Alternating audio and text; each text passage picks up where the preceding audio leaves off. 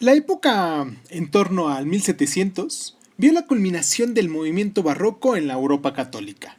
Los países protestantes no pudieron evitar el influjo de esa tendencia avasalladora, aunque tampoco llegaron a adoptarla del todo. Lo mismo pasó en Inglaterra en el periodo de la Restauración, cuando la corte de los Estuardo tenía la mirada puesta en Francia y aborrecía los gustos y punto de vista de los puritanos.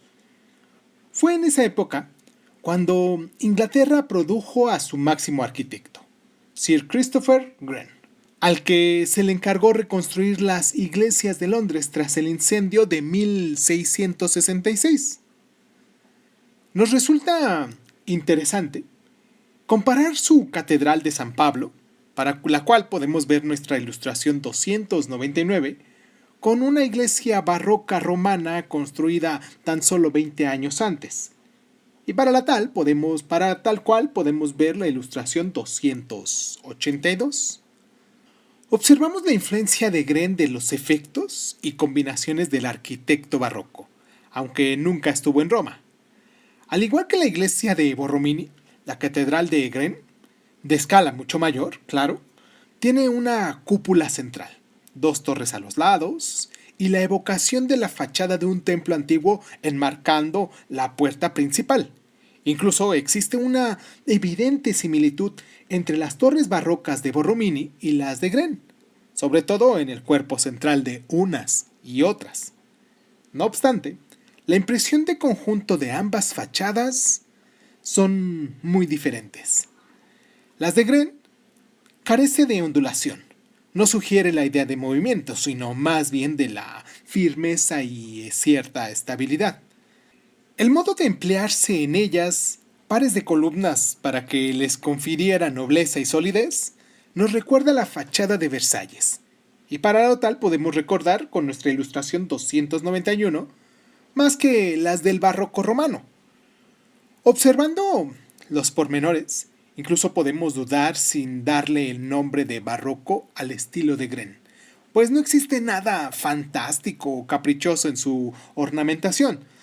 Todas sus obras se atienen estrictamente a los mejores modelos del Renacimiento italiano. Cada forma y cada fragmento del edificio puede ser considerados en sí mismos sin que pierdan nada de su intrínseco sentido. Comparados con la exuberancia de Borromini o las del arquitecto de Melk, Wren da la impresión de contención y sobriedad. Esto es Crónica Lunares, yo soy Irvingson y, como lo escucharon muy bien, en esta ocasión, con nuestro programa número 23, número 24 realmente, de los días viernes que hacemos Veneris Dice, de Historia del Arte, hoy hablaremos de esta edad de la razón, la Francia y la Inglaterra del siglo XVIII. ¿Qué les parece si comenzamos? Cierra los ojos, cierra los ojos, cierra los ojos, cierra los ojos. Si escuchas que alguien se acerca, no temas. Todo estará bien.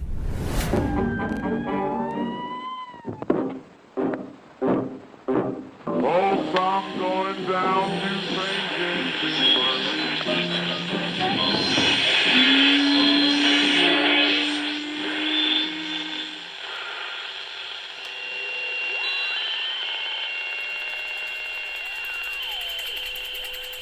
Estás escuchando Crónica Lunares, el lugar donde entra por tus oídos. Bienvenido.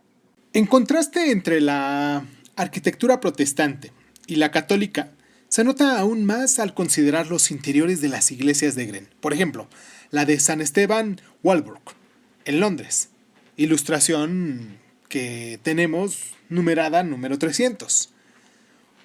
Una iglesia anglicana es ante todo una sala de la que la fe se manifiesta por la reunión de la comunidad. Su finalidad no es evocar una visión de otro mundo, sino permitirnos recogernos en nuestros pensamientos. En las muchas iglesias que trazó Wren, procuró ofrecer variantes siempre nuevas del tema de una sala semejante que fuera a la par grave y también sencilla. Y lo mismo que de las iglesias, cabe decir de los castillos. Ningún rey de Inglaterra podía haber reunido las sumas ingentes que se necesitaban para construir un Versalles, y ningún par inglés hubiera podido competir en lujo y extravagancia con los pequeños príncipes alemanes. Es cierto que la manía de construir también alcanzó a Inglaterra, y que el palacio de Belheim, del duque de Marlborough, posee mayores proporciones aún que el de Belvedere del príncipe Eugenio. Pero se trata de excepciones, ya que la idea del siglo XVIII inglés no fueron los castillos, sino las residencias campestres. Los arquitectos constructores de estas últimas, por lo general, rechazaron las extravagancias del estilo barroco. Su ambición consistió en no infringir ninguna ley de lo que consideraron buen gusto y que por ello ansiaban respetar tan fielmente como pudieran las verdaderas o pretendidas leyes de la arquitectura clásica. Los arquitectos del Renacimiento italiano, que estudiaron y calcularon las ruinas de las construcciones antiguas con científica minuciosidad, habían publicado sus hallazgos en libros de consulta que proporcionaron esquemas y modelos a arquitectos y artistas. El más famoso de estos libros fue escrito por Andrea Palladio, y durante el siglo XVIII fue considerado en Inglaterra la primera autoridad acerca de todas las reglas sobre el gusto en arquitectura. Construir la propia residencia campestre a manera de Palladio fue entendido como el último grito de la moda. Nuestra ilustración 301 nos muestra una de esas villas, la de Chiswick House, cerca de Londres.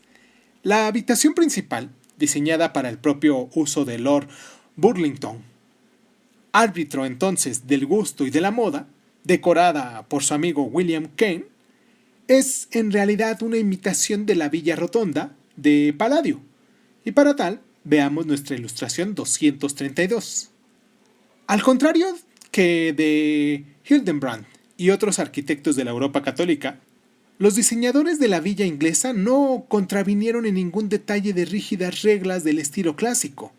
El majestuoso pórtico posee la correcta forma del frontis de un templo antiguo construido dentro del orden corintio. Y para tal, podemos recordar nuestra ilustración 67. El muro del edificio es liso y sencillo, sin curvas ni volutas, sin estatuas que coronen el tejado y sin adornos grotescos. Vayamos a ver esta ilustración 67 y regresamos con nuestro programa. Hacemos esta pausa y regresamos.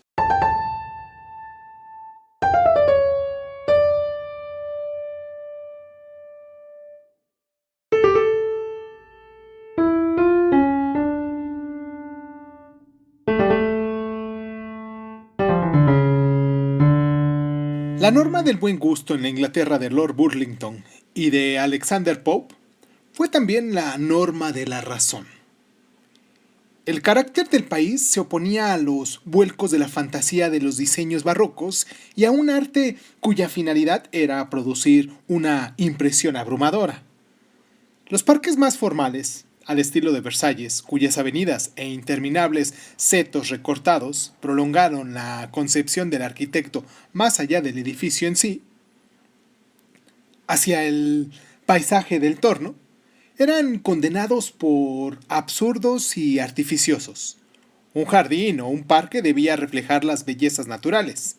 Debía de ser un conjunto de hermosas perspectivas que deleitaran los ojos de un pintor. Artistas como Ken fueron los que crearon el jardín paisaje inglés, como acompañamiento ideal de las villas a la manera de Palladio. Y del mismo modo que apelaban a las autoridades de un arquitecto italiano respecto a las normas de la razón y buen gusto en arquitectura, se dirigieron a los pintores meridionales en busca de un criterio de belleza para las perspectivas naturales. Su idea de la cual debía ser el aspecto de la naturaleza que derivó en gran medida de los cuadros de Claude Lorrain. Nos resulta interesante comparar el hermoso parque de Southampton de Wiltshire, veamos nuestra ilustración 302, de la primera mitad del siglo XVIII con obras de esos dos maestros. El templo, por decirlo de algún modo, del fondo, nos recuerda de nuevo la villa rotonda del Palladio, del cual a su vez había tomado como modelo el Partenón romano, recordémoslo. Mientras el conjunto de la vista con el lago, el puente y la evocación de los edificios romanos confirma las observaciones acerca de la influencia que iban a tener los cuadros de Claude Lorrain. Y para tal, recordemos nuestra ilustración 255 en la belleza de los paisajes ingleses. La posición de los pintores y escultores ingleses bajo la norma de buen gusto y la razón no fue muy envidiable. Hemos visto que el triunfo del protestantismo en Inglaterra y la hostilidad puritana hacia el lujo y las imágenes comunicó a la tradición artística inglesa una gran severidad. Casi para lo único que todavía se solicitó el concurso de la pintura fue para los retratos, e incluso esta función fue desempeñada en su mayor parte por artistas extranjeros como Holbein y Van Dyck, a los que se les hizo ir a Inglaterra cuando ya habían finalizado su reputación en otros países.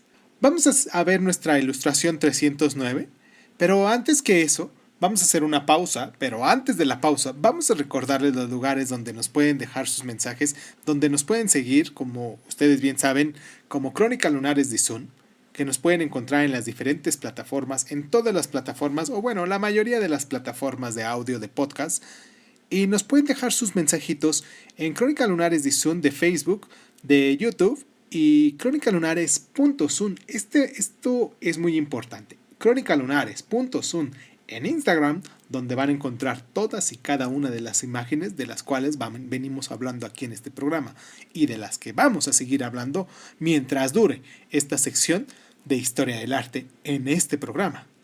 Vamos a hacer la pausa. Recordemos que podemos ir a ver la ilustración 309 y si tú eres nuevo en esto de Veneris Dies, en Historia del Arte, que tenemos aquí en Crónica Lunares, pues te recomiendo que pues le des una vuelta a nuestras imágenes que tenemos en Instagram.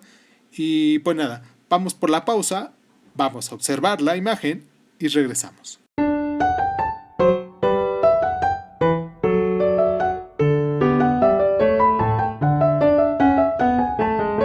Los caballeros elegantes de la época de Lord Burlington no ponían ninguna objeción de acuerdo con los principios puritanos a los cuadros o las esculturas, pero no les interesaba hacer encargos a los artistas nativos que aún no hubieran conquistado fama en el extranjero. Si deseaban un cuadro para sus villas, preferían comprárselo a un famoso maestro italiano.